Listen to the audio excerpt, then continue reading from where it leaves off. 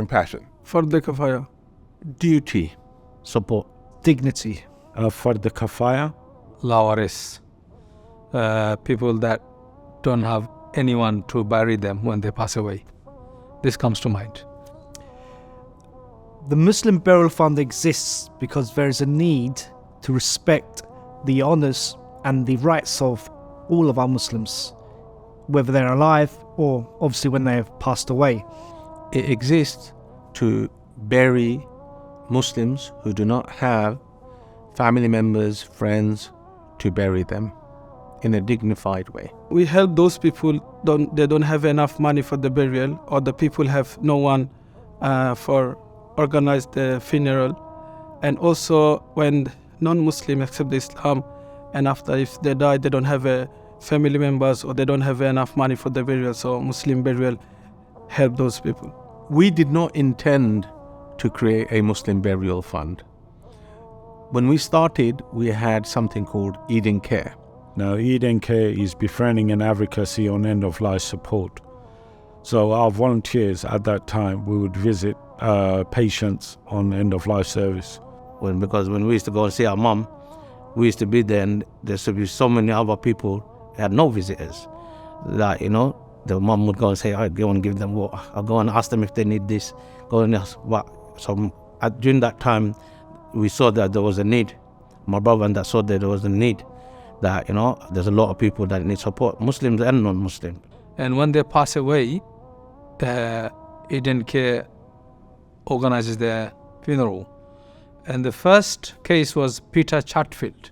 He was mechanic, based in Essex. And I clearly remember, even to this day, he was working on a vehicle and lifted a gearbox, and all of a sudden he hurt his back. So he thought he sprained his back and went to the hospital. When he discovered he had cancer on the bone and only had 6 months to live. And so I used to go and visit him once or twice a week, and I used to take other people. I used to organize food. Alhamdulillah, he received a lot of visits, and we became very close to Peter Chatfield. And one day, so I was fulfilling my duty, becoming close to him. So I said to him, Peter, you have 3 wishes. We give 3 wishes. So Peter said, please come and visit me regularly. We call it befriending in Eden Care. Please organize my burial. So I said, that should be okay. And then he said to me, the last one was, can you wash my body? And I've never washed anybody's body. I was a Muslim at that time where I would just pray the janazah. I was too scared to even see the body.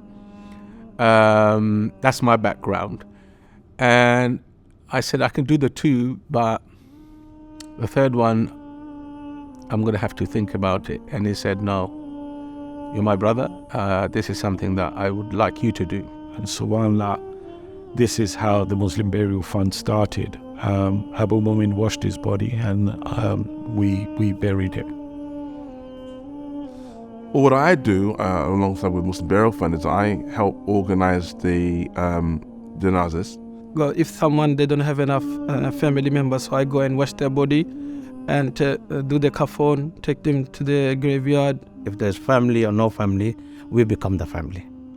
So we carry the body, we lower the body. If I need to get into the grave, I get into the grave.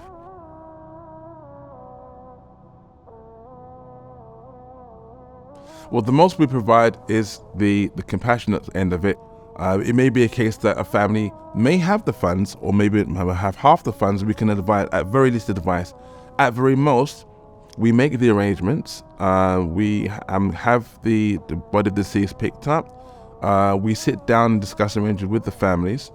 We organize the funds to be raised through Sadaqah, through the local Muslim community. Majority of the people in this country get cremation. It's only us Muslims and the Jewish faith are the 2 largest faiths that still does the burial, and it's a must. We've had stories where a Muslim practicing sister, her husband he went back to his old faith, which was Hinduism. She was a practicing Muslimah, and when she died, the husband prevented her from having a Muslim burial. Families approached us. They were concerned. They wanted to take the matter to court. But in the eyes of the law, the next of kin is the husband. So regardless of how much you spend in the courts, the husband decides the burial arrangement. So to prevent that, we do the will service. We also have a lot of training programs, awareness programs on burial, on shrouding. A lot of people, especially the young generation, are very uncomfortable about the thought of shrouding and doing ghusl. So we run training and awareness courses up and down the country. In this country, a cost of a burial on average is about £4,000 to £4,500 average. We don't have enough money for the pay for every single burial. Since 2015, I think over 400 plus burial we already have been done. So can you imagine this, like for one person cost, if it's more than £4,000, how much is going to be cost? If everybody help, it's going to be easy for us to do anything, like united we strong and divided we fail. So I would like to emphasize, I cannot emphasize enough why it's important to have money in the fund, because we can have 2-3 burials a week. There was a time we used to do 2-3 burials a month. Now, with the Grenfell, we did 42 of the Grenfell burial. I mean, that was a huge challenge right in the beginning for the Muslim Burial Fund itself.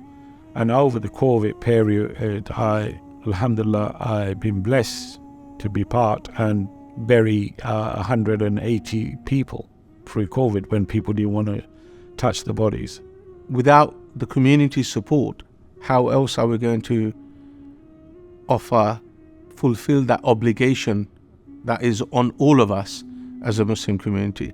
So we are here to fulfill the obligation of the Muslim community in burying our dead.